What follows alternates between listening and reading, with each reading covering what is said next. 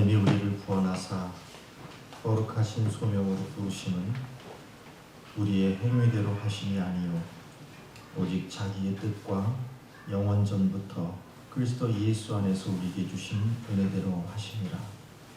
이제는 우리 구주 예수 그리스도의 나타나심으로 말미암아 나타났으니 그는 사망을 패하시고 복음으로써 생명과 썩지 아니할 것을 드러내신지라. 할렐루야. 죽음의 능력을 이기시고 부활하신 우리 구주 예수님께 감사와 찬송과 영광을 올려드립니다. 부활의 기쁨이 충만한 이 아침에 드리는 우리의 예배를 받아 주시옵소서. 죄악으로 어두워진 이 땅 위에 부활의 밝은 빛을 비춰 주시고 질병과 죽음 앞에서 절망하고 있는 저의 심령에도 부활의 소망으로 충만하게 채워 주옵소서. 부활의 첫 열매가 되신 주님처럼 우리도 부활에 참여하게 될 것을 믿습니다. 이 견고한 믿음 안에서 흔들리지 말고 주님의 부활의 기쁨에 동참하여 여호와께만 예배하는 우리가 되게 하여 주옵소서. 예수님의 이름으로 기원합니다. 아멘. 다 함께 일어나셔서 찬송가 26장 찬양하겠습니다.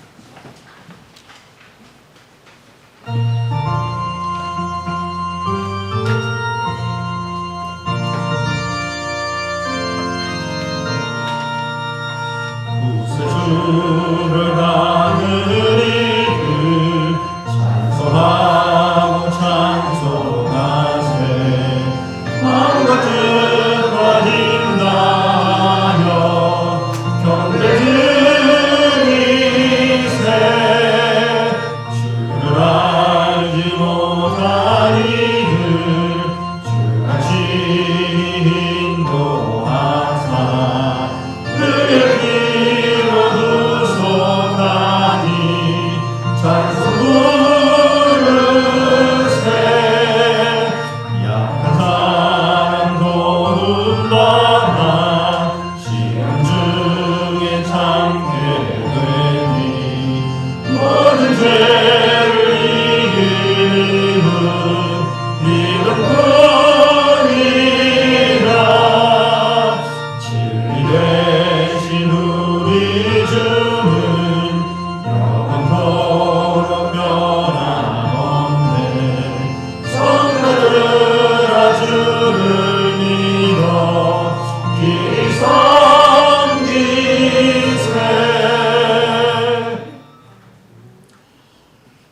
찬송가 두 편에 있는 교동문 133번, 교동문 133번으로 성시도록 하겠습니다.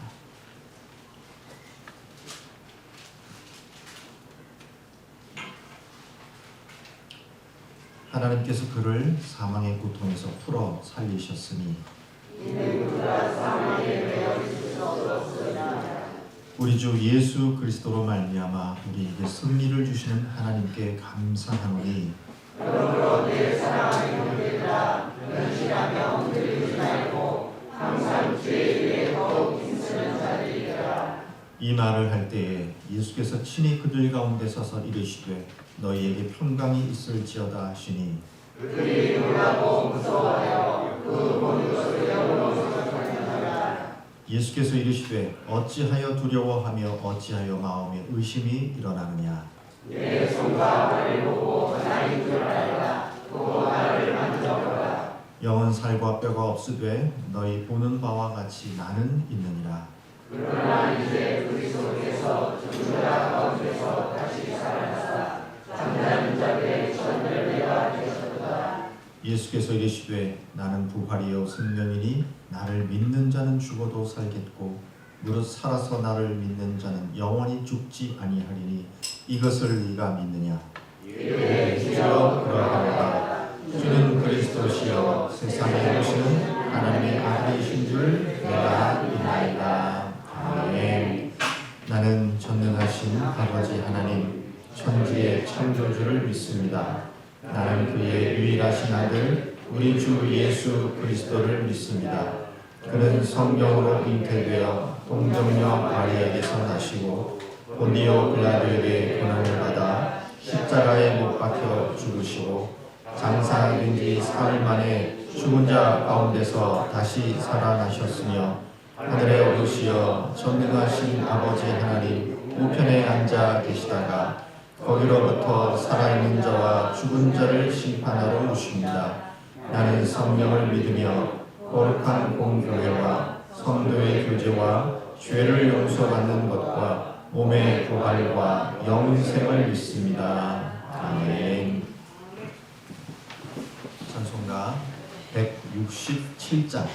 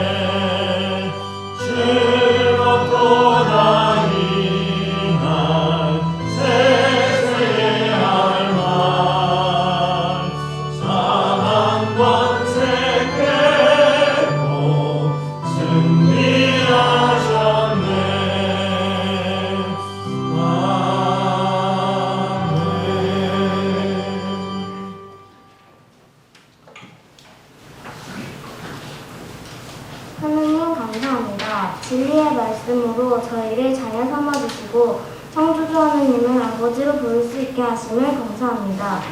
오늘도 저희들을 사랑하셔서 죽음에서 부활하신 예수님의 품으로 들어주신 주님, 말씀 안에 감추인 부활을 찾아갈 수 있는 지혜를 주세요. 예수님 안에서 우리들의 영혼이 풍성해져서 다른 사람들을 이해하고 사랑하는 마음이 가득해지기를 기도합니다. 이 시간 마음에 모아 말씀에 귀 기울이게 하시고 죽음에서 부활하신 예수님과 함께 기쁨을 누리게 해주세요. 예수님의 이름으로 기도드립니다. 아멘.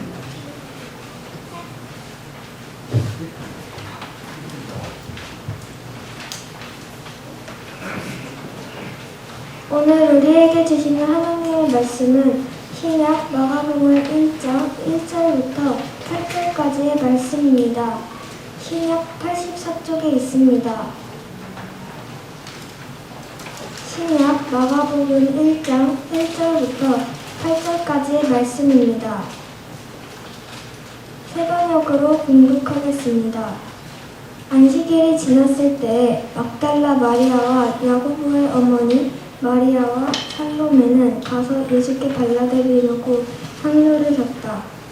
그래서 아래의 첫날 새벽 해가 막 돋을 때에 무덤으로 갔다. 그들은 누가 우리를 위하여 그 돌을 무덤 어귀에서 굴러내 주겠는가 하며 서로 말하였다. 그런데 문을 들어서 보니 그 돌덩이는 이미 굴러져 있었다. 그 돌은 엄청나게 컸다. 그 여자들은 무덤 안으로 들어가서 웬 젊은 남자가 흰 옷을 입고 오른쪽에 앉아있는 것을 보고 몹시 놀랐다. 그가 여자들에게 말하였다. 놀라지 마시오. 그대들은 십자가에 못 박힌 나사렛 사람 예수를 찾고 있지만 그는 살아나셨소. 그는 여기 계시지 않았소. 보시오. 그를 앉아있던 곳이오.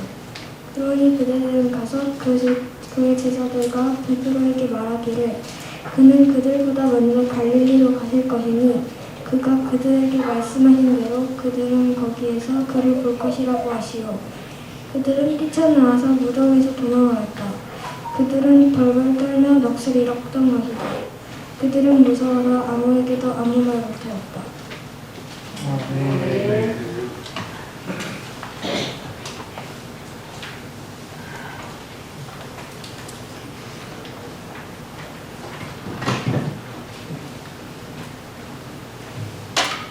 부활절에는 전통적으로 우리가 부활의 기쁨을 나누는 인사를 같이 합니다. 혹시 기억하시나요? 제가 한번 해보겠습니다. 우리 예수님 부활하셨습니다. 예, 매년 제가 가르쳐 드리는데 매번 하는 게 아니라 자꾸 이제 잊어버리시는 것 같아요. 교회의 전통은 예수님 부활하셨습니다 라고 인도자가 외치면 참으로 그렇습니다. 이건 진실로 그렇습니다 라고 화답하는 이것이 이제 교회의 전통인데요. 이걸 뭐 안 지킨다고 해서 큰일 날 거는 없고요. 그래도 부활주일인데 우리가 하다못해 사람이 생일을 맞아도 생일 축하합니다 노래를 불러주지 않습니까? 우리 예수님 부활하셨는데 우리 한번 서로 화답하며 한번 외쳐보겠습니다. 예수님 부활하셨습니다. 예수님 부활하셨습니다. 아멘. 아멘. 눈치가 빨라야 세상을 살 수가 있어요. 자, 오늘 함께 이 부활에 대해서 말씀을 좀 나누겠습니다. 여러분은 어떠신지 모르겠습니다. 근데 저는 설교자로 목회자로 살다 보니 매년 부활절이 되면 마음이 이 부활을 또 어떻게 설명해야 될까? 어떻게 또 은혜를 나누어야 할까?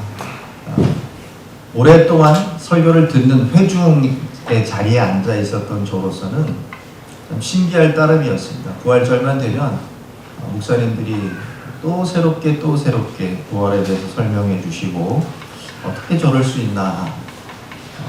목사님들은 무슨 작가라도 되나? 어떻게 저렇게 날마다 새로운 것들을 알려주시나? 그런 생각을 하곤 했었는데요.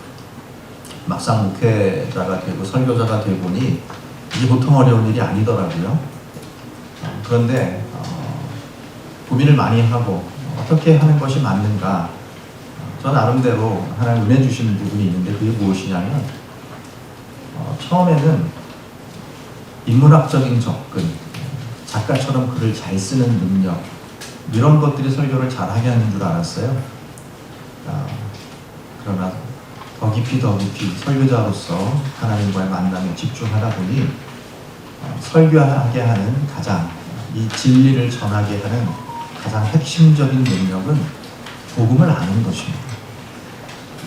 근데 이 복음을 아는 것은요 절대로 지식의 문제가 아닙니다.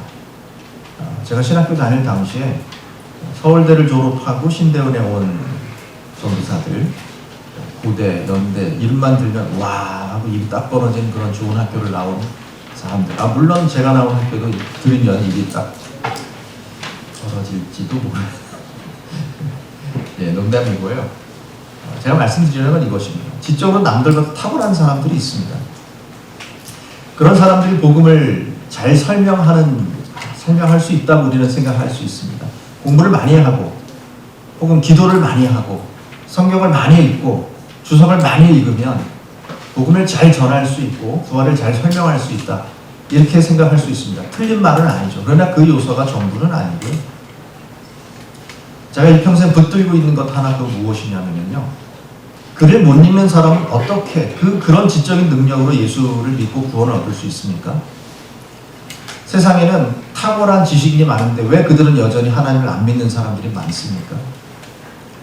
예수 믿는 것은 지식의 문제가 아니고 경험의 문제가 아니고 이 하나님의 죽으심과 살아나심에 대해서 그것이 나를 향한 사랑이라는 것을 받아들이는 사람이 비로소 이 복음을 알아들을 수 있습니다. 또한 전할 수 있게 됩니다. 성도 여러분, 그래서 지금 제가 이 부활절 아침에 예배 드리러 오신 여러분에게 제가 묻습니다. 성도 여러분, 부활을 믿으십니까? 아멘.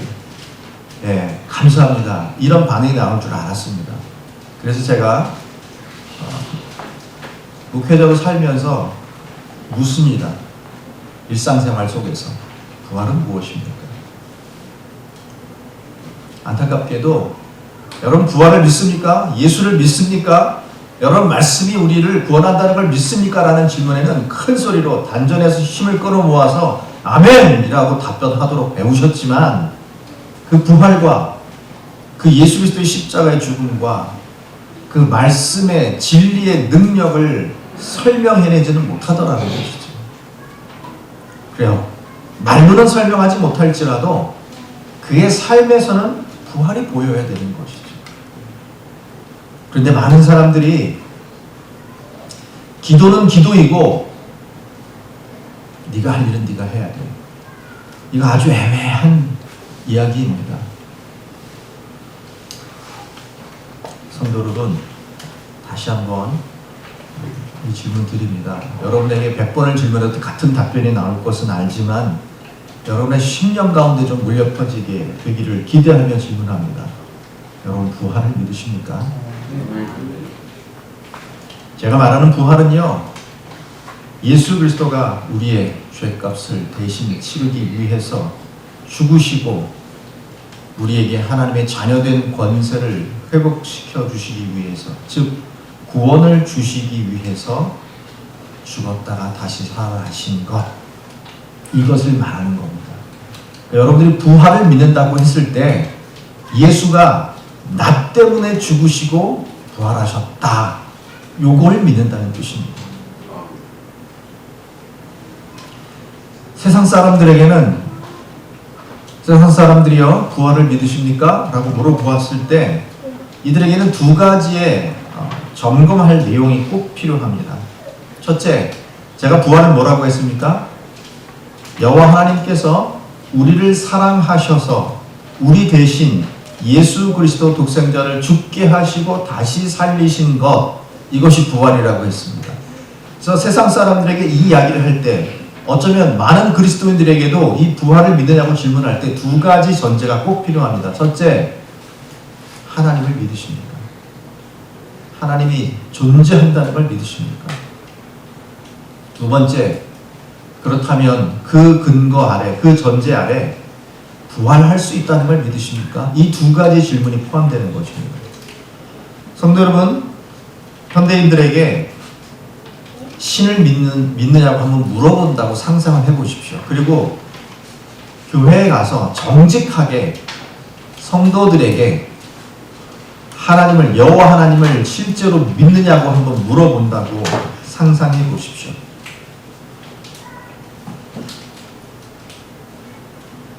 현대인들에게 신에 대해서 묻는다면 이렇게 답변할 가능성이 높습니다.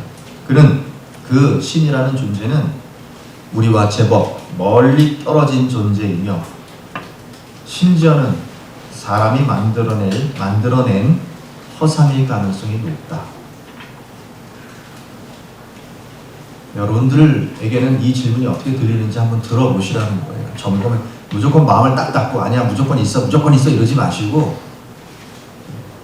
여유롭게 유연하게 한번 이 질문에 대해서 자기 심장에도 한번 해보시라는 뜻입니다. 또 신이라는 존재는 내가 지독히도 힘들거나 죽을 만큼 간절히 찾을 때 잠시 나타났다가 또 흔적도 없이 사라지는 존재다. 혹은 한 개인에게만 집중되거나 영적인 삶에만 관심이 있고 실제 우리의 힘든 일상은 각자 알아서 해결하도록 하는 존재다. 종교는 신은 지친 영혼들이 잠시 의지했다가 다시 일어서도록 하는 정서적인 도움을 준다. 여러분 기억력이 괜찮으시다면 지금 이 네 가지 중에서 여러분들도 동의하는 게 있는지를 한번 점검해 보시라는 겁니다. 이 네 가지 말들은 하나도 맞는 말이 없습니다. 그러나 예수 믿지 않는 사람들에게 너무 적절한 말입니다. 다시 한번 말씀드려 보겠습니다. 세상 사람들 그리고 예수를 전심으로 믿지 않는 그리스도인들에게는 신은 우리와 제법 멀리 떨어진 존재이며 사람이 만들어낸 허상일 가능성이 매우 높다. 내가 지독히도 힘들거나 죽을 만큼 간절히 찾을 때 잠시 나타났다가 흔적도 없이 사라져버린다. 한 개인에게만 집중되거나 영적인 삶에만 관심이 있고 실제 우리의 힘든 일상은 각자 알아서 해결하도록 한다. 종교는 신은 지친 영혼들이 잠시 의지했다가 다시 일어서도록 하는 정서적인 도움을 준다. 이것이 세상 사람들 그리고 전심으로 하나님을 인정하지 않는 그리스도인들이 고백하는 신에 대한 느낌, 이미지입니다. 여러분들은 신을 믿으십니까? 여러분들이 믿는 신은 어떤 능력을 가진 신입니까? 성도 여러분, 영을 깨워서 마음에 힘을 주어서 제 질문에 답변해 보십시오. 여러분의 심장은, 여러분들의 영혼은, 여러분들의 지성과 감성은 하나님이 계시다는 것을 믿고 계십니까? 아니면 교회니까 늘 믿는다고 답변해야 목사가 덜 불편하겠지 라고 습관되어 있습니까?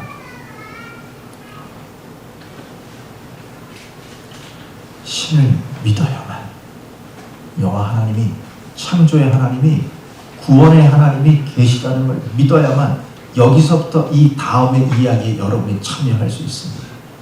하나님의 살아 계심을 인정하지 않고 뜨뜻미지근하신 분은 지금부터 계속되는 이 이야기가 지루할 뿐이고, 목사 설교 되게 지루하네 라고 생각하실 수밖에 없습니다.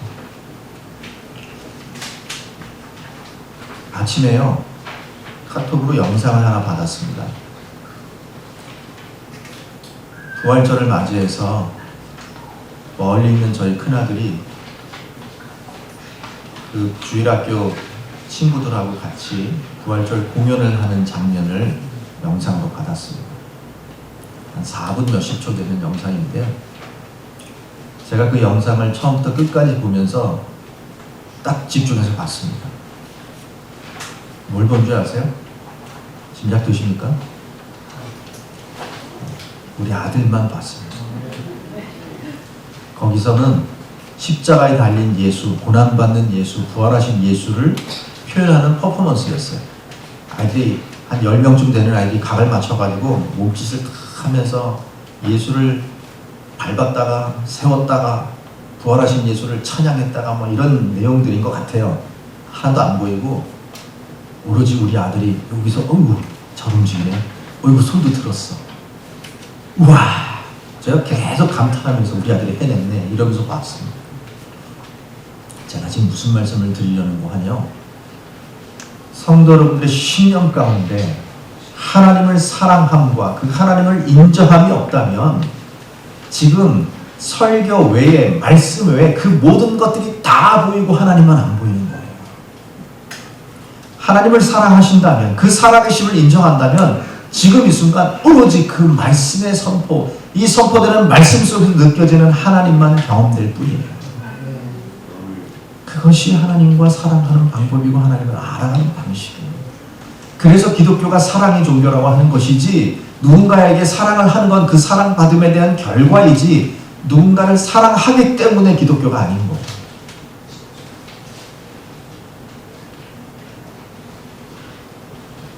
제가 두 가지 전제가 필요하다고 했습니다. 첫 번째 전제는 신은 존재하는가? 나는 신을 믿는가? 라는 질문이었습니다. 세상 사람들과 여러분들의 차이점을 혹시 이제 구분하시겠습니까? 두 번째, 부활에 대해서입니다. 성도 여러분, 인간의 사고를 전제하는 바탕 속에는 논리와 합리적 사고라는 것이 있습니다. 모든 사람은 논리적이고 합리적인 사고를 추구합니다. 훈련받음에 따라 더 깊게 사고할 수도 있겠지만 어쨌든 기본적으로 논리적인 사고를 합니다. 높은 곳에 과자가 있어요. 아장아장 걸어다니는 꼬마가 자기 키가 닿지 않는 높은 곳에 있는 과자를 꺼내 먹으려면 어떻게 하는 줄 아세요? 그 아이가 그 순간 무릎을 꿇고 하나님 내 몸이 붕 뜨게 해주세요 라고 기도할까요? 그 아이 속에 있는 논리적인 사고와 과학적 사고는요, 둘 중에 하나입니다. 키 큰 사람을 끌어다가 저걸 끌어내달라고 하든가, 아니면 의자를 끌어다가 올라가서 그걸 꺼내는 거예요. 이게 논리고 과학적 사고입니다. 성도 여러분, 이 논리와 여러분들이 일평생 생각의 근거로 삼았던 논리와 과학적 사고를 바탕으로 했을 때 죽은 사람이 살아날 수 있습니까?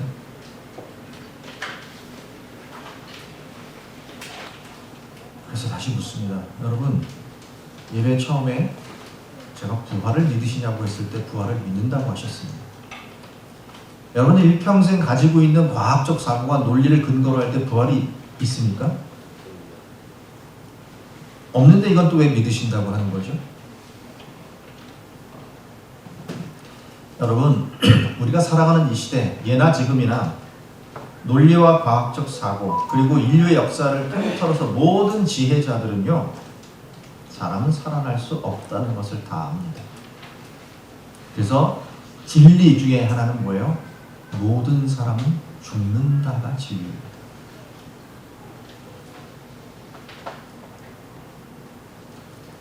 신을 인정하지 않는 사람들, 신이 있는지 없는지 잘 모르겠다, 때로는 있는 것 같고 때로는 없는 것 같고 그냥 저 사람이 믿으니까 있는 것 같지 라고 하는 모호한 입장, 또 분명하게 사람은 부활할 수 없다라고 생각하는 입장, 이 모든 것들을 근거로 사람들은 부활이 없다고 결론을 내렸습니다. 근데 이런 사고의 틀, 이런 논리들은요, 이미 우리가 살아가는 이 시대의 사고의 틀이 되어서 모든 사람들이 이런 논리와 합리적인 과학적인 사고로 이 세상을 살아갑니다. 이 말을 조금만 한번 깊이 생각해 보면 이겁니다. 그 누구도 논리와 과학적 사고를 벗어나서 생각할 수 없습니다. 그래서 이 논리와 과학적 사고는요, 이미 우리에게 권력입니다. 이렇게 생각하도록 우리에게 압박하고 있는데 우리는 그 압박을 느끼지 못한 채로 그냥 살아갈 뿐입니다. 어디에서 주로 많이 느끼냐면 이 어릴 때부터 창조를 훈련받은 예수 믿는 아이들이 학교에 과학 시간에 갔을 때 그때 처음으로, 그리고 수업 시간에 시험 시간에 답을 써야 되는 그 지점에 드디어 압박을 받기 시작합니다. 저도 실제로 고등학교 때 과학 시간에 아주 질이 좋지 않은 선생님이에요. 이거는 종교 탄압에 가깝다고 생각하는데, 사람은 진화되었나요? 1번 진화되었다, 2번 창조되었다, 3번 모른다, 이런 식의 보기를 써놨어요.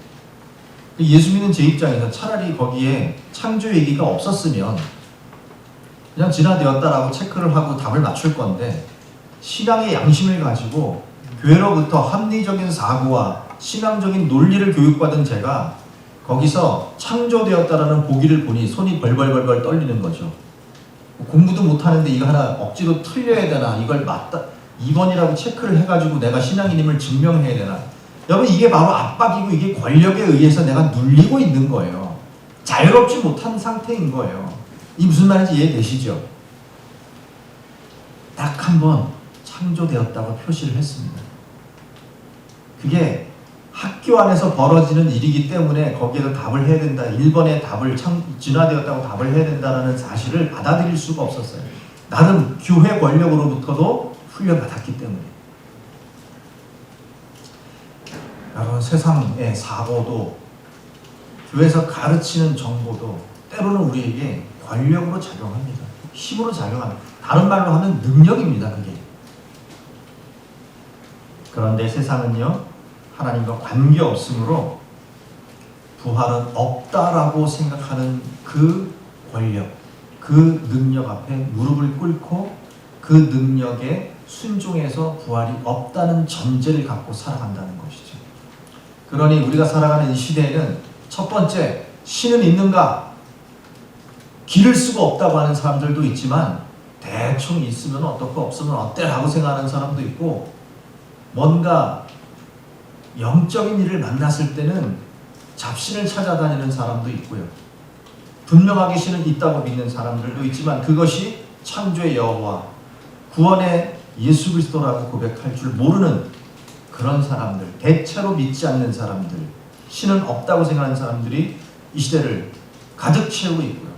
신이 없다고 생각하는 사람들에게 당연히 부활은 없는 것입니다. 자, 그렇다면 성도 여러분 어떠십니까? 점검이 좀 되셨습니까? 모든 생각을 멈추고 나는 부활을 믿는 사람이야, 이렇게만 생각하실 것이 아니라 여러분의 내면 속에 있는, 여러분들도 깨닫지 못하는, 여러분들도 감각하지 못하는 그 모든 영혼과 세포 하나하나까지 여호와 하나님을 믿으며 그 예수 그리스도의 부활을 내가 믿고 있는지, 그래서 그것을 바탕으로 생각하고 판단하고 인생의 방향을 잡고 있는지 부활절에 생각해 보아야 될 문제입니다. 오늘 본문에는 세 사람의 여인이 등장합니다. 대체로 여인은 남성에 비해서 힘으로는 좀 밀리는, 그리고 세상 권력에서도 좀 밀리는 존재들입니다. 묘하게도 예수님과 관련돼서는, 또 이 성경에서는, 이 성경이 쓰여질 당시에는 당연히 가부장적이고 권력 중심인 시대였기 때문에 남성성이 더 많이 드러나기 마련인데도 불구하고 성경에는 믿음의 여인들의 이야기가 참 많이 나옵니다. 그러나 이것이 상징하는 또 다른 한편의 매우 작은 요소 하나는 여인들은 연약한 존재라는 것입니다.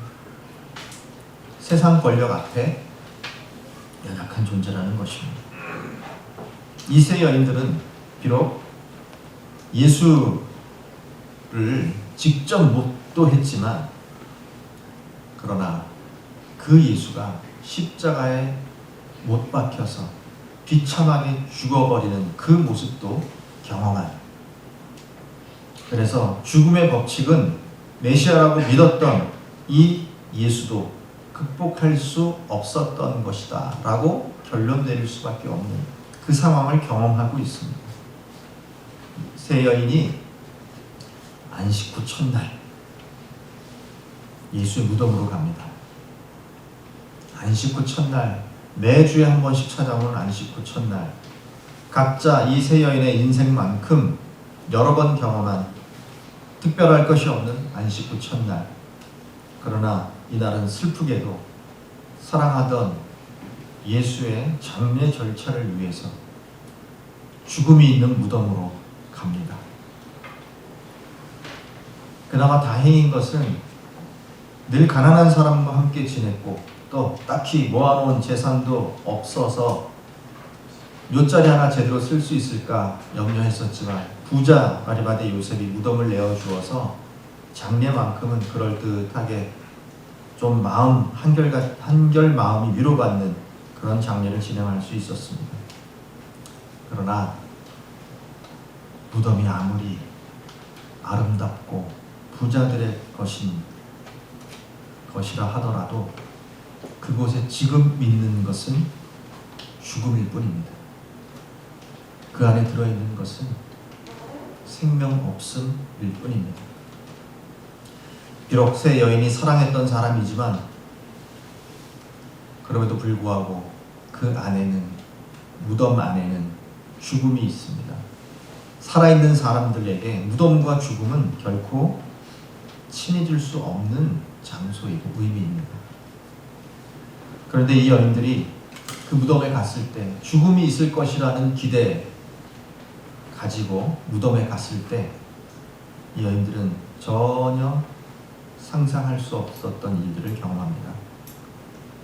무덤 가까이 가보니 첫 번째, 무덤을 막고 있던 큰 돌, 몇 사람으로서는 움직일 수 없을 만큼 엄청나게 큰 돌이 옮겨져 있습니다. 그리고 그 안에 시신이 없습니다. 여러분, 이쯤 되면 이 세 여인이 무엇을 생각했을까요? 부활하셨네 라고 생각할까요? 그 뒤에 이야기를 보면 전혀 그렇지 않습니다. 저는 어쩌면 시신이 도둑 맞았나? 이런 생각을 할 것 같아요. 하도 예수의 죽음이 시끄럽기 때문에 대제사장들이 예수의 시신을 누군가가 훔쳐가서 부활하셨다라고 소문을 낼까봐 병사들을 지키겠다고 했지 않습니까? 그 돌문이 옮겨져 있고 시신은 없고, 그러니 진짜로 누군가 이 시신을 훔쳐갔나? 라고 상상할 수는 있었을 것 같아요. 여인들이 너무 놀라고 떨리는 마음으로 어두컴컴한 무덤 안으로 더 자세히 확인하기 위해서 들어갑니다. 들어갔더니 한 청년이 있습니다. 아마도 이 여인들이 생각하기에 이 청년이 도둑이나 악당처럼 보이지는 않았는지 그가 이야기하는 말을 듣습니다. 이 청년이 이렇게 말합니다. 그대들은 십자가에 못 박히신 나사렛 사람 예수를 찾고 있지만 그는 살아나셨소. 그는 여기 계시지 않소. 보시오, 그를 안장했던 곳이오. 빈 무덤, 죽음이 없는 곳을 가리키며 그 예수가 살아났다고 말합니다. 그리고 제자들에게 돌아가서 예수가 먼저 갈릴리로 가서 너희들을 기다릴 것이라고 하는 그 말을 전해달라고 합니다. 성도 여러분, 다시 한번 이 여인들의 입장에 한번 되어보시죠. 이 모든 상황들이 그저 평범한 여인들에게는 감당하기 어려운 일들입니다. 헛것을 봤는지, 꿈을 꾼 것인지, 귀신의 장난인지, 도무지 이 말들을 제자들에게 전했을 때 제자들이 믿어는 줄 것인지 너무 무서워서 여인들은 놀라 떨면서 그 무덤에서 도망쳤고 겁에 질려 아무에게도 아무 말도 하지 못했다고 성경은 기록하고 있습니다. 예수 그리스도의 첫 부활을 경험한 예수님을 사랑하던 사람들의 반응이 그 부활이 무서웠고 부활하심의 소식을 들었음에도 아무에게도 전하지 못할 만큼 놀랬다는 것이죠. 다시 오늘 설교에 처음으로 돌아와 볼까요? 여러분, 부활을 믿으십니까? 기쁜 마음으로 여러분들이 아멘 하셨지만, 그래서 제가 여러분들에게 묻습니다. 첫 부활을 경험한, 예수를 직접 보았던, 그리고 그 예수를 사랑했던, 다른 사람의 눈치를 두려워하지 않으면서 무덤의 장례 절차를 진행하러 왔던 이 세 여인조차도 부활하신 그 현장을 보고 두렵고 떨려서 아무에게도 아무 말도 하지 못하는 패닉의 상태를 지금 경험하고 있습니다. 여러분께 묻습니다. 여러분은 빈 무덤에 가보신 적이 있습니까? 제가 말하는 것은 예수의 빈 무덤, 예수의 부활의 증거를 경험하신 적이 있습니까? 거기서 여인들처럼 그 예수를 만났을 때 공포를 경험한 적이 있습니까? 굴려진 돌문, 어두운 굴 안으로 무슨 일이 있었는지, 이 안에 생명이 있는지, 부활이 있는지, 죽음이 여전히 있는지를 확인하러 그 어두컴컴한 동굴 안으로 들어가 보신 적이 있습니까? 그 어두운 곳, 내 영혼의 한치 앞을 내다볼 수 없는 어두운 곳에서 죽은 예수가 살아났다고 전해주던 한 청년을 경험해 본 적 있으십니까? 어쩌면 여러분들은 부활의 과정, 부활의 경험보다는 부활의 결론만에 집중하고 있는지 모르겠습니다. 성도 여러분, 그래서 어떻게 하면 부활을 경험할 수 있는지를 잠깐 설명하려고 합니다. 부활의 예수를 경험하려면, 창조의 하나님을 만나려면 세상을 다스리는 힘, 세상을 다스리는 권력, 논리와 합리적 사고, 과학적 사고, 부활을 인정하지 않는 이것들 아래에서는 도무지 하나님을 경험할 수 없습니다. 이 말은 세상의 논리로 하나님을 발견해낼 수 없다는 거예요. 여러분들이 열심히 살아가려는 세상의 질서를 따라 사는 과정 속에서는 하나님의 나라 질서를 발견해내기 어렵다는 거예요.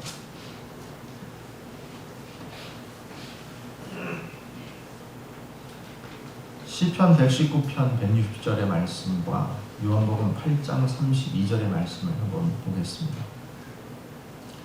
시편 119편은 당연히 구약의 기록이고 요한복음은 요한사도의 기록입니다. 주의 말씀의 강령은 진리이오니 주의 의로운 모든 규례들은 영원하리이다. 무슨 뜻인가 하니 하나님의 말씀은 진리라는 거예요. 하나님의 말씀이 진리라는 거예요. 이것은 논리와 합리적 사고, 과학적 사고가 아니라 하나님이 선포하신 말씀이 진리라는 거예요. 그리고 신약시대에 와서 요한도 이렇게 말합니다. 진리를 알지니 진리가 너희를 자유롭게 하리라. 여기서 말하는 자유는 우리를 억누르는 어떤 억압과 권력으로부터 해방되어서 주님과만 그 사랑을 누릴 수 있는 상태를 말하는 자유예요. 구약의 사람이든 신약의 사람이든 진리를 근거했을 때만 우리가 자유롭게 하나님을 만날 수 있다고 선포하고 있다는 말이죠. 여러분들이 믿고 있는 진리는 창조의 진리입니까? 아니면 사람은 결코 부활하지 않는다, 신은 있는지 없는지 증명되지 않았으므로 없는 게 맞다, 이렇게 생각하는 세상적인 사고입니까? 여러분들은 어떤 근거를 가지고 하나님과 만나고 있습니까? 부활은 하나님의 말씀대로 창조된 세상, 하나님의 말씀대로 창조된 사람들, 하나님의 말씀대로 질서가 유지되고 있는 이 하나님의 나라 안에 살아가는 사람들에게 경험되는 특별한 은혜인 줄로 믿습니다. 예수의 부활은 보편적 상식이라는 권력을, 보편적이고 과학적인 사고가 다스린다는 세상의 질서를 깨뜨리는 것입니다. 그것 말고 하나님의 다스림이 있다는 것을 보여준 사건이 바로 부활입니다. 그래서 다시 묻습니다. 성도 여러분, 부활이 믿으십니까? 모든 어둠에 있는 것, 모든 절망 가운데 있는 것, 모든 해결되지 않는 것들 가운데 하나님의 능력이 임하시면 그 모든 것이 질서를 잡고 회복하게 된다는 것을 믿으십니까? 만약에 예수님만 살아났고 나는 살아날 수 없다면 우리가 예수를 믿을 이유가 없잖아요. 예수님이 살아나신 것처럼 나에게도 부활이 있어야 되지 않습니까? 근데 우리가 마지막 때의 부활 그거 하나만 바라보고 살아간다고요? 그렇지 않다니까요.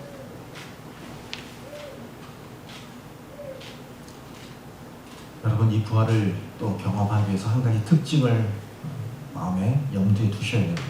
그것은 바로 부활은 죽음을 거부하는 것, 죽음을 인정하지 않는 사람들에게는 이 부활이 나타나지 않는다는 것입니다. 이게 무슨 말인고 하니요?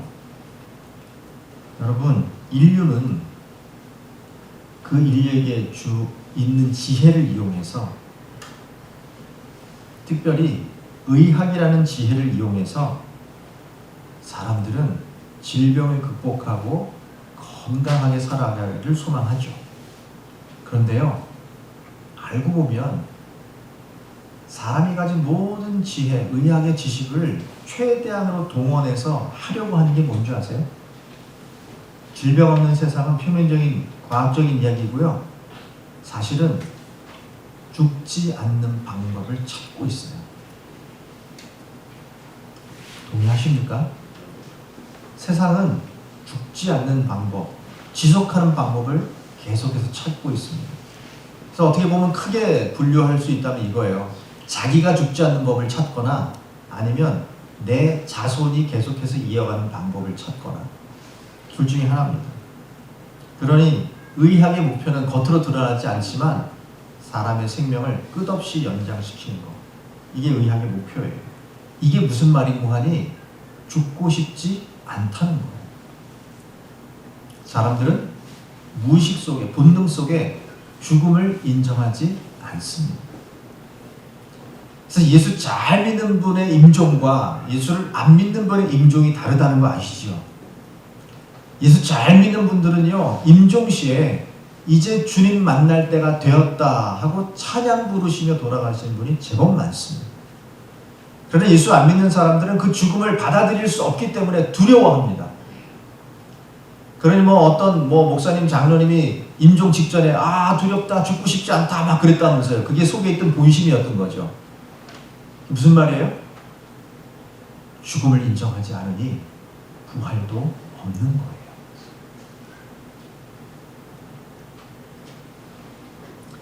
모두가 죽음을 맞이하고 아무도 죽음을 피할 수 없음에도 불구하고 많은 사람들은 창조주 없는 영생을 꿈꾸고 있다는 것이죠. 왜? 우리는 하나님의 형상을 가진 존재이기 때문에 자기도 모르게 영생을 꿈꿉니다.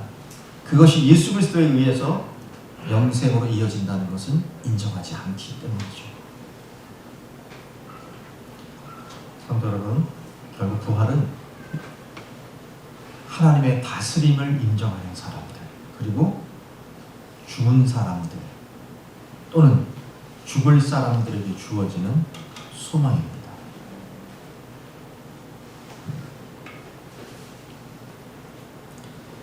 이제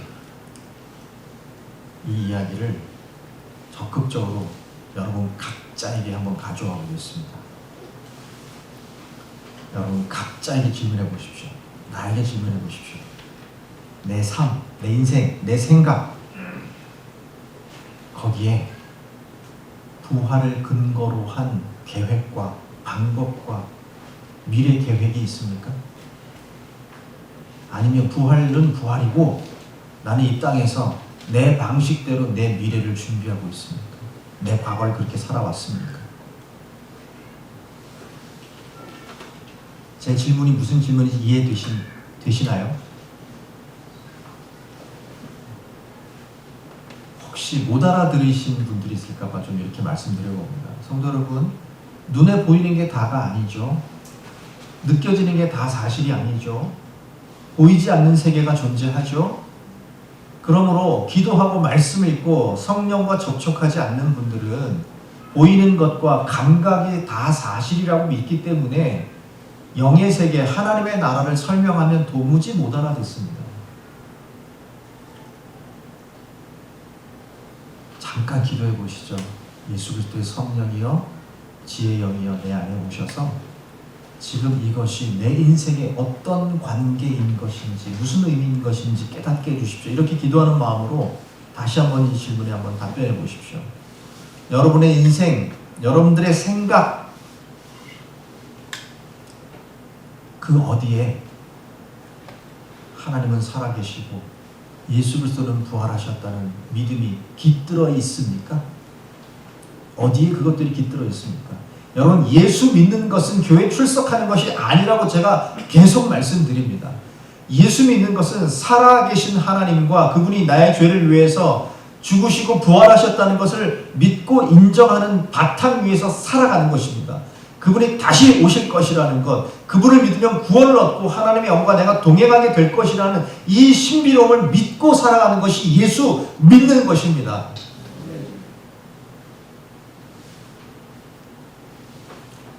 많은 사람들이 조금도 고민해 보지 않고 일상에서의 경험들을 반응합니다.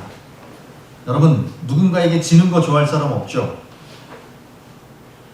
누군가 나를 이기려고 할 때 내 삶에 부활이 연습된 사람의 반응과 도무지 부활이 연습되지 않은 사람의 반응은 전혀 다를 것입니다. 누군가와 경쟁을 하게 됐을 때 부활이 연습된 사람은 그 경쟁에 뒤처져도 아무것도 두려울 게 없습니다.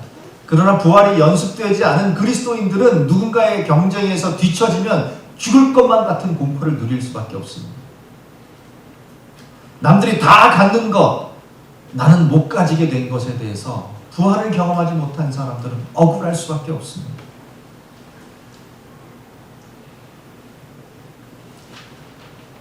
남에게 뒤처지는 것은 약한 것이고 심지어는 악하기까지 한 것이고 불쾌한 것이라고 여깁니다. 여러분, 세상 사람들 이런 얘기하는 거 들어보셨죠? 강한 자가 살아남는 게 아니라 살아남는 자가 강한 것이다. 엉뚱한 말이지만 지금 여기서 이 이야기를 꺼내는 이유가요, 사람들이 생각하는 것은 부활을 근거로 생각하는 게 아니에요. 하나님의 창조를 근거로 생각하는 게 아니에요. 살아남은 자가 강하든 강한 자가 살아남든 하나님의 살아계심을 인정하는, 그리고 그 하나님의 예수 그리스도의 구원의 능력을 누리는 모든 사람은 부활할 수밖에 없습니다.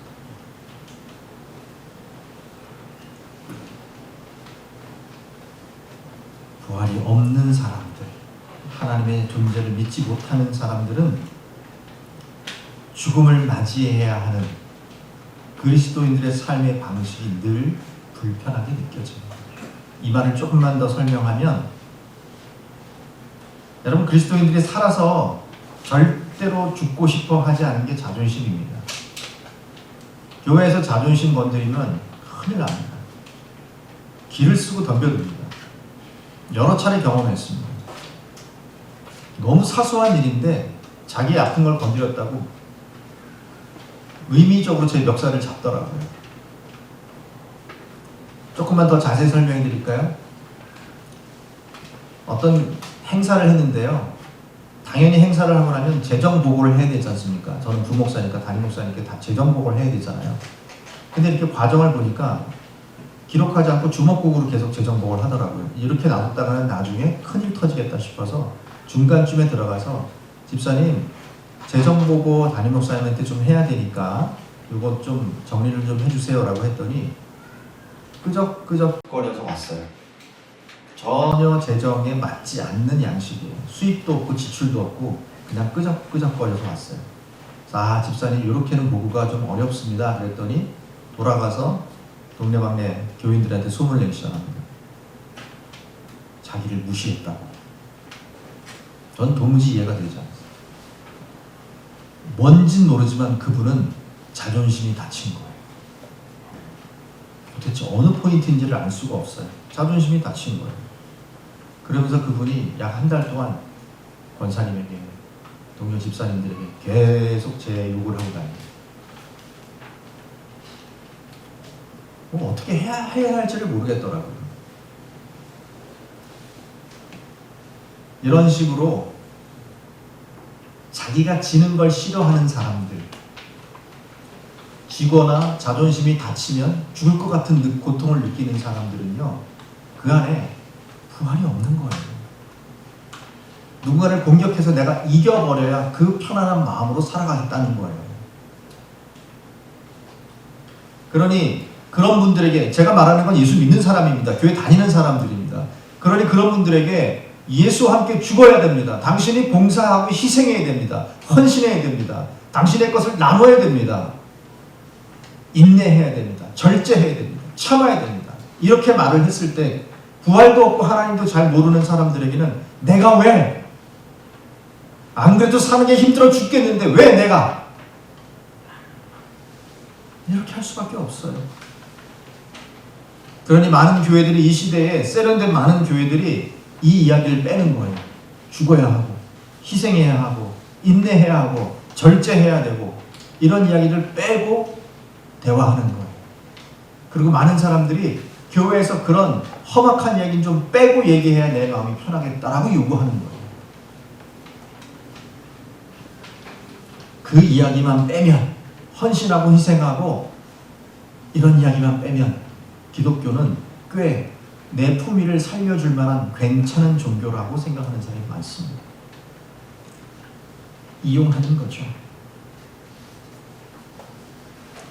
성도 여러분, 다시 본문을 기억해 보시죠. 오늘 무덤에 찾아갔다가 빈 무덤, 죽음이 없는 장소를 발견한 그 예수를 사랑했던 여인들도 예수 사셨네 라고 환호하고 구약의 말씀이 이루어졌네 라고 반가워한 것이 아니라 그 첫 번째 목격자가 된 놀라운 영광을 안았음에도 불구하고 이 여인들은 두렵고 무서워서 아무에게도 아무 말도 하지 못하는 혼란을 겪고 있습니다.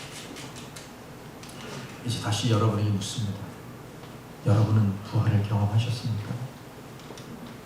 그 부활이 이제 여러분 많은 사람들에게 예수가 부활했다는 것을 전할 만큼 강렬한 여러분의 믿음을 형성하고 있습니까?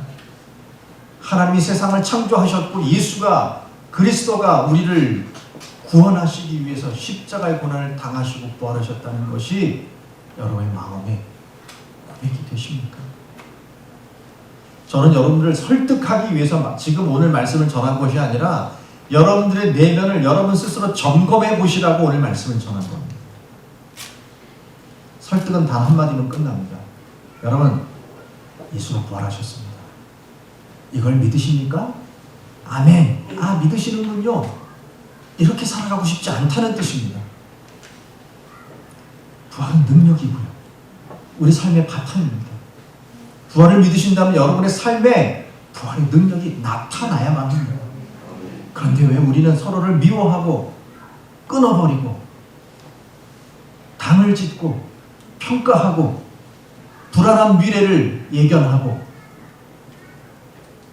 사람이 더 성장할 것에 대해서, 사람이 변할 것에 대해서, 예수 그리스도를 닮아갈 것에 대해서 내 본심은 거절하고 있는 것입니까? 여러분, 부활을 믿습니까? 여러분이 그리스도의 형상에 가까워질 것이라는 것을 믿습니까? 하나만 더 질문 드리죠. 성도 여러분, 여러분을 창조하시고 여러분을 사랑하신 그 삼일체 하나님을 여러분도 사랑하십니까? 여러분이 아멘 하신 것을 저도 이제부터 더 견고한 마음으로 신뢰하겠습니다. 이제 여러분도 오늘 이후로 부활을 바탕으로 생각하고 판단하고 미래를 예견하고 두려움에서 벗어남으로 말미암아 하나님의 나라에 부활의 능력이 다스리는 그 권력 아래 자녀된 권세를 회복하면서 행복하게 살아가시게 되기를 예수의 이름으로, 부활의 주님의 이름으로 축복합니다. 기도하겠습니다. 아버지 하나님, 은혜를 감사합니다. 주님, 매년 돌아오는 부활주일 우리는 그저 예수 부활하셨다라고 한번 소리 지르고 웃어주고 우리끼리 즐거운 잔치를 벌이고 그것으로 끝나는 것은 아닌지 돌아보지 않을 수 없습니다.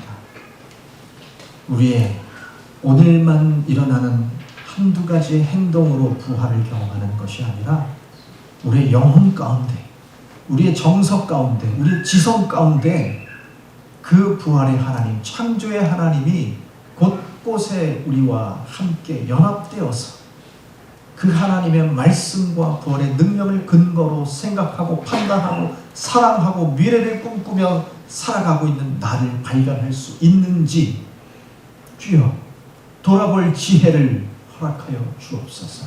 성령이시여 우리에게 이 부활의 능력이 참으로 우리를 감쌀 뿐만 아니라 우리의 일평생 우리와 동행한다는 것이 느껴지는 놀라운 은총을 허락하여 주옵소서.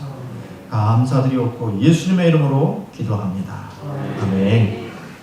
찬송가 165장 찬양하겠습니다.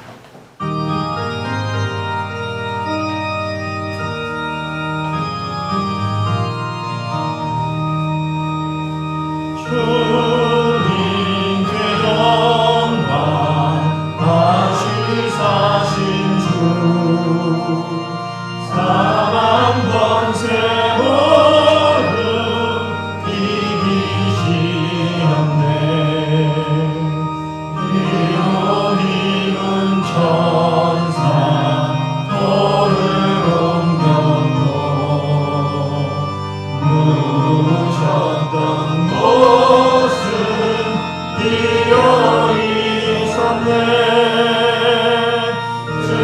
주님께 영광 다시 사신 주 사망 권세 모두 이기시었네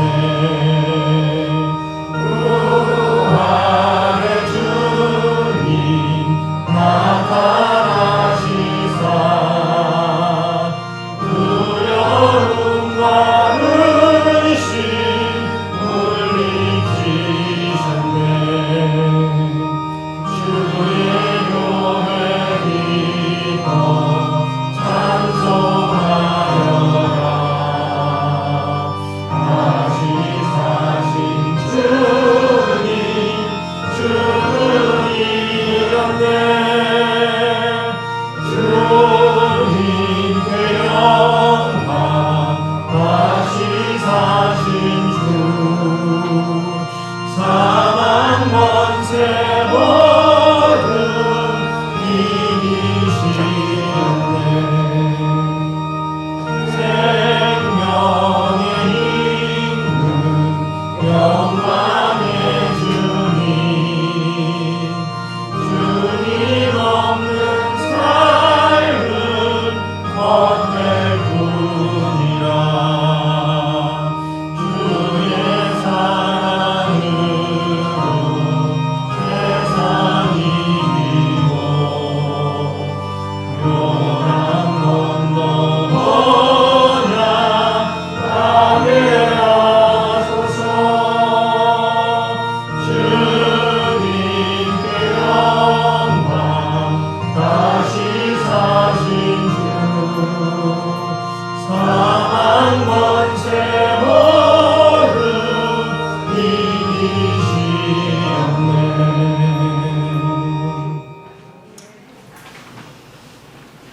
창조의 아버지 하나님, 구원의 예수 그리스도시여, 지금 우리와 함께 하시는 성령 하나님이시여, 삼위일체 하나님께서 우리의 생각과 우리의 영혼과 우리의 과거와 현재와 미래에 늘 함께 하시며 온전한 진리로 인도해 주시는 줄로 믿습니다. 예수께서 당신의 목숨을 내어놓고 우리를 사랑하셨던 것처럼 그는 전부를 내어주었지만 하나님 우리는 전부를 받고도 우리의 일부를 내어드리지도 못하는 어리석은 인생을 여전히 살아가지만 그럼에도 불구하고 우리에게 예수 목숨의 전부를 다 누리게 해주신 그 하나님의 은혜에 감사합니다. 십자가의 죽으심과 부활하심을 믿습니다. 나를 위한 것임을 믿습니다. 그 부활의 능력 위에 살아가도록 우리를 인도하신 줄로 믿습니다. 그 하나님을 사랑함으로 이제 우리에게 베풀어 주신 여러 가지 것들 가운데 오늘 우리의 기쁨도 하나님 앞에 내어드리고 오늘 우리의 시간도 내어드리고 우리의 지성도 내어드리고 또한 우리에게 주신 이 물질도 구분하여 하나님 앞에 예물도 예물로 드립니다. 하나님, 우리의 모든 것을 다 받아 주시옵소서. 하나님을 사랑하는 자를 부활의 능력 위에 살아가게 될 줄로 믿습니다. 자녀된 보호를 받으며 살아가게 될 줄로 믿습니다.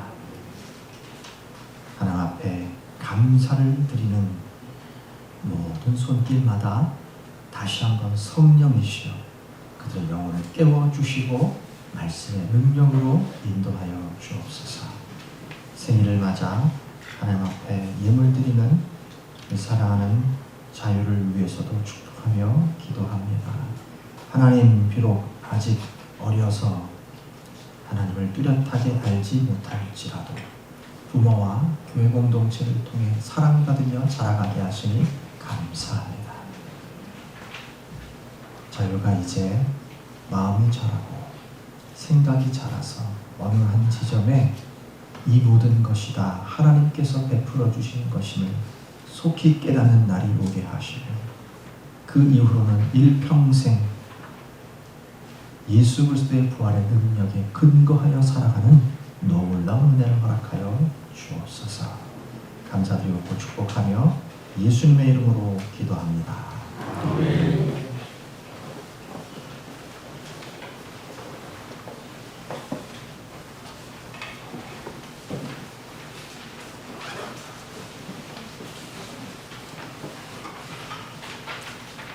오늘은 부활주일이며 다음 세대 주간 예배로 드렸습니다.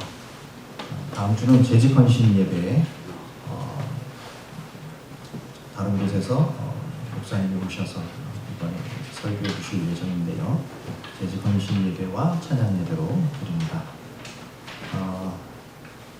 오늘 부활주일입니다. 그래서 교회는 우리 아까도 말씀드렸지만 사람이 생일을 맞이해도 음식을 준비하고 서로 축하하고 격려하고 기쁨을 나누는 것처럼 우리 예수님 부활하신 날을 우리가 기뻐하고 축하하기 위해서 이 교회 전통인 부활절 계란하고 또 호두 과자를 선물로 준비를 했습니다. 나가시면서 계란은 1인당 하나씩 다 받아가시면 되고요. 호두 과자는 우리 권사님 한 분이 나눠 드릴 건데 가정당 좀 받아가시면 좋겠습니다. 넉넉히 준비를 했지만 우리 교인들 충분히 나눠 받으실 수 있도록 넉넉히 준비했으니까 걱정하지 마시고 받아가시고요. 그리고 더 많이 준비했는데 그거는 오늘 점심 교제 후에 지역사회 분들에게 먼저 어르신들에게 좀 드리고 그리고 또 남으면 또 젊은 가정들에게도 드리고 이렇게 하면 좋겠습니다. 지역사회 분들과 나누는 이 일들을 여러분이 좀 동참하셔서 한꺼번에 같이 좀 하면 좋겠습니다. 그리고 오늘 부활절이라서 또 우리 성도들도 어제부터 우리 여성교회에서 나오셔가지고 음식을 많이 준비했습니다. 특별히 우리 김영숙 권사님이 떡을 준비해 주셨고 또 우리 예쁜 화분 우리 엄자 권사님께서 준비해 주셨는데 기쁨을 나누기 위한 마음 함께 같이 누리면 좋겠습니다. 이따 식사하실 때도 오늘 같은 경우는 예수님 부활하셨습니다. 기쁨을 좀 나누면서 함께 식사했으면 좋겠습니다. 자, 여기 앞에 십자가가 있습니다. 가운데 우리 성금요일 날 보통은 여기에 소망하는 기도의 제목을 적어서 많이 붙입니다. 저도 작년까지 그렇게 했었고요. 올해서부터는 제가 마음을 바꿨습니다. 여기에 주님 못 박히신 십자가에 나를 못 박아야 하는 것이므로 여러분의 정체성을 기록하셔서 못 박으시라고 제가 요청을 드렸습니다. 성금요일에 오신 분들은 여기에 그래서 자기의 정체성, 연약한 정체성, 그러나 주님께서 은혜 베푸시고 사랑해 주시는 정체성, 내가 십자가에 못 박혀야 되는 나의 정체성에 대해서 기록하시고 여기에 꼽아주셨습니다. 밖에 가시면 아마 메모지가 좀 있을 겁니다. 어떤 형태든 관계없으니까 오늘 안으로 여기에 여러분들의 그 정체성, 기도 제목을 적으시려면 관계없습니다. 그러나 이거는 소망나무가 아니고요. 예수님 못 박히신 십자가입니다. 여러분들이 예수 그리스도의 부활의 능력과 반하는 그런 모습들을 기록해서 여기에 못 박으시면 좋겠다, 이런 생각이 들었습니다. 오늘 안으로 언제든지 자유롭게 이 앞에는 앞핀이 있습니다. 어떤 형태 메모지도 관계없으니까 기록하셔서 오늘 안으로 못하신 분들은 좀 다 하시면 좋겠습니다. 비밀 보장입니다. 아무도 저 안에 있는 것을 열어보거나 하지 않습니다. 저만 나중에 따로 걷어서 다 기도하고, 그리고 올해 적으신 이것들은 제가 이름을 적어달라고 부탁을 드렸습니다. 그래서 아무도에게도 보여주지 않고 내년에 이것들을 나눠드릴 건데, 내년 성금요일에 부활절에 나눠드릴 건데, 그때 작년의 내 모습과 지금의 내 모습을 좀 비교해 볼 수 있으면 좋겠다, 이런 생각에서 그렇게 하려고 합니다. 이미 적으셨던 분들도 또 적으셔도 상관없습니다. 십자가 앞으로 원하시는 분들은 꼭 해주시면 좋겠고요. 이제 출애굽기 끝났고 성경 읽기 나릅니다. 레위기 읽기가 시작됩니다. 레위기 읽기표는 무비에 비치되어 있으니까 한 개씩 가져가셔서 같이 읽기에 동참해 주시면 좋겠습니다. 돌아오는 화요일에는 신영주 교회에서 제79회 영주회가 열립니다. 여기에서는 저하고 이은장 장로님이 총대로 참여하게 됩니다. 찬양팀 모임 돌아오는 토요일 저녁 9시 반 정도에 모임을 갖도록 하겠습니다. 개인적으로 서로 다시 연락을 하죠. 다음 주에는 점심 교제 후에 텃밭 비닐 제거 작업을 좀 같이 하도록 하겠습니다. 한두 사람이 하면 너무 어렵고요. 여러 사람이 하면 금방 끝낼 수 있고, 그리고 로타리 치고, 그리고 또 작물을 심는 이런 과정을 좀 함께 하면 좋겠습니다. 혹시 교회 바닥에 있는 거름이 교회를 위한 건가요? 아니면 다른 분이 가져가시려고 잠깐 놔두신 건가요? 교회 갖다 놨는데. 네. 이게 교회 끝나면 또 나오죠. 예. 들으셨죠? 교회에서 쓰도록 갖다 놓으신 거라고.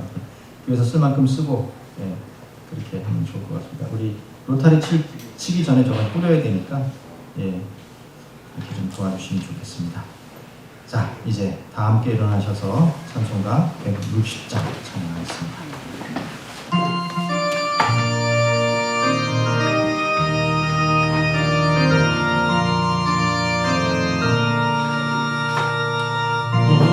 무덤에 머물러 예수 내 구주 새벽 기다렸네 예수 내 주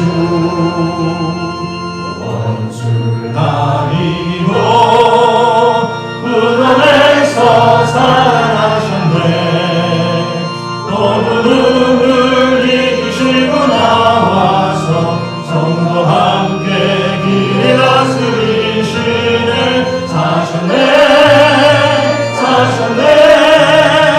예수 다시 사셨네 어깨 지키네 예수 내 구주 어깨 이동하네 예수 내 주